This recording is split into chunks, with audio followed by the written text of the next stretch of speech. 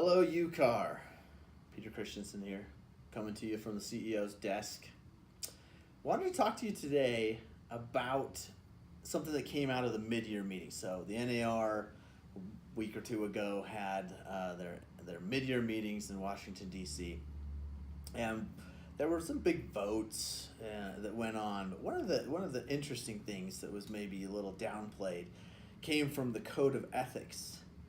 So the Professional Standards Committee met and we talked about a few changes. And one of them that came about was a change to Standard Practice 1-7.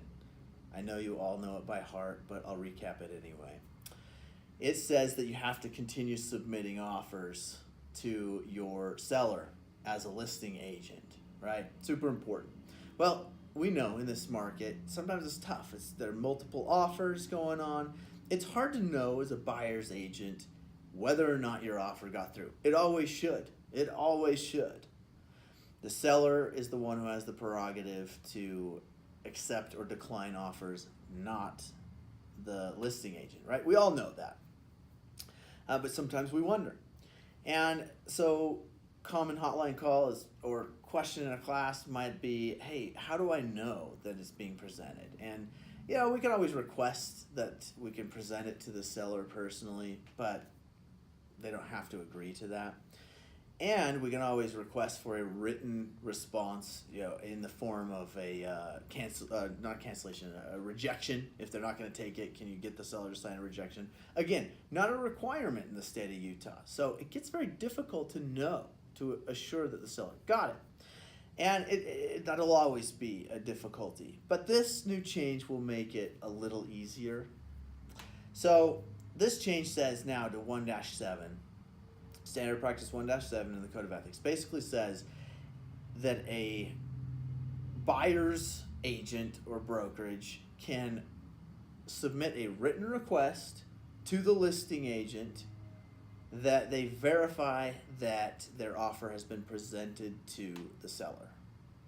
And now this change to the Code of Ethics will require the listing agent to respond in writing, verifying, yes, it has been presented to the seller.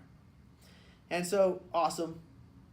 I think it's a big step in the right direction. Now it'll force them to actually respond instead of just ignoring and not hearing back, not knowing. So do we know for sure nobody ever lies? No.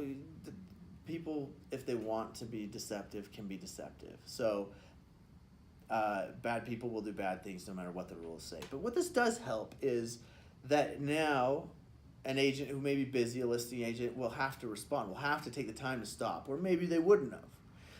Also, I think a byproduct of this is we will see more written rejections. So the seller actually signing the offer that comes in saying, no, I decline this offer, and sending it back to save them the effort of having to now then get a written request and have to respond to it in writing.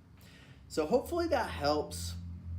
I hope this market continues where we still have so much demand that we are having lots of multiple offers scenarios. It's a healthy market, and but hopefully this will help us get responses so we can go back to our buyers and say, hey, yeah, look, buyer, we submitted the written request, we got it back, and they have presented it, but they're not accepting it.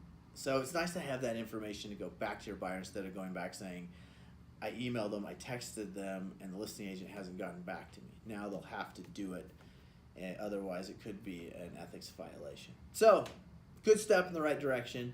It's nice to see the Pro Standards Committee addressing issues that are going on in the marketplace today, being in tune with that. So hopefully that helps. Go out, be ethical, have a great day.